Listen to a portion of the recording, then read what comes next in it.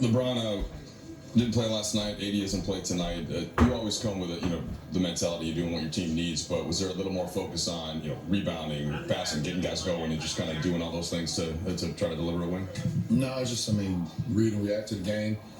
See how the defense is playing and seeing the rhythm of my guys. So it's good to be back out there with them and be able to do a lot of things tonight to help us win.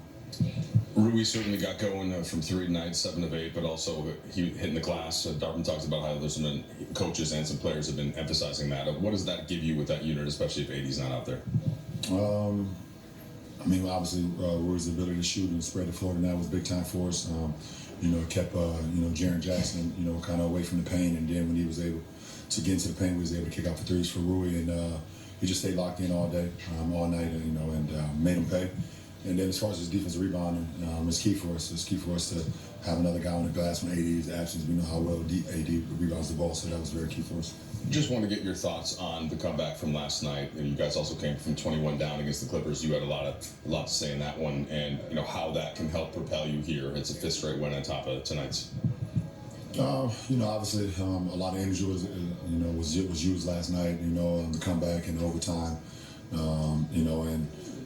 For the guys that played last night, heavy minutes AR and Rui, TP, and D'Lo and those guys.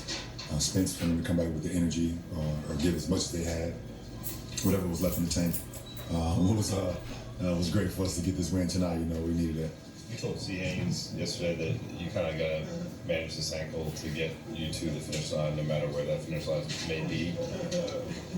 How tough is it for you to balance the urgency of the team situation right now with recognizing that if you compromise the ankle now, there's still more games to be played?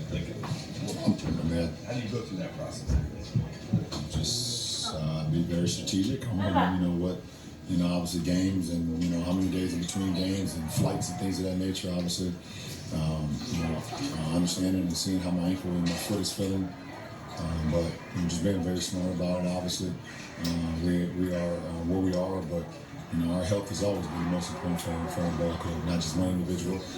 But for me, looking out for myself when it comes to injury and knowing my foot and knowing my ankle and things, how it reacts and how it's been over the last couple of years. So, just always, keeping a hefty eye on it. Does the allure of moving up in the standings at all impact the way you view how you're going to manage your ankle? I would probably try to play yesterday if that was the case. I got to be smart with it. It doesn't. If I'm not, healthy or even close to being healthy, then it's not good for our ball club anyways. It's not good for me. You said a lot last year about Rui as a guy, when he knows what his job is and when he's settled into like a consistent role, like that's when he's at his best. He's now been with you guys for a month plus as a starter. How comfortable does he seem in his role? Very comfortable. He knows where the shots is coming from. He knows he's going to be on the floor. He knows he's going to get minutes.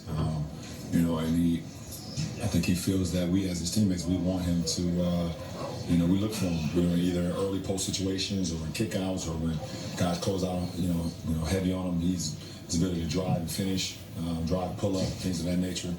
It gives us another big body, another athleticism, another athletic wing out there.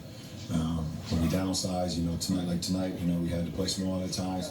Me and him, we can switch some things and still be able to clean glass. So, it's been very key for success since he got here.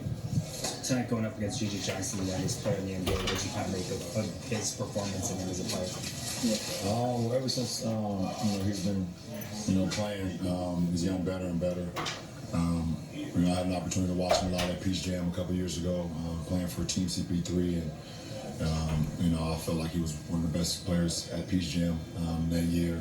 I think he bypassed his senior year and went straight to South Carolina, right? Yeah. So obviously, he felt, he was ready to go to the college ranks, and he played well. And he was teammates with my nephew, Michi Johnson, there, at South Carolina. So I got an opportunity to watch him a lot there. But he's gotten better and better. Every time he stepped out on the floor for this ball club, and it's good for him to get this experience early on in his career.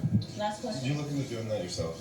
Say it again. At St. B, did you look into doing that yourself? Going pro? No, going to college 1 year after. No, going pro. So, but after junior year, you looked into Yeah, I try to go pro. only going pro. So, Yeah, that was the only option. Oh, yeah, it's the only option. Thanks, Adam. Appreciate it. Check this.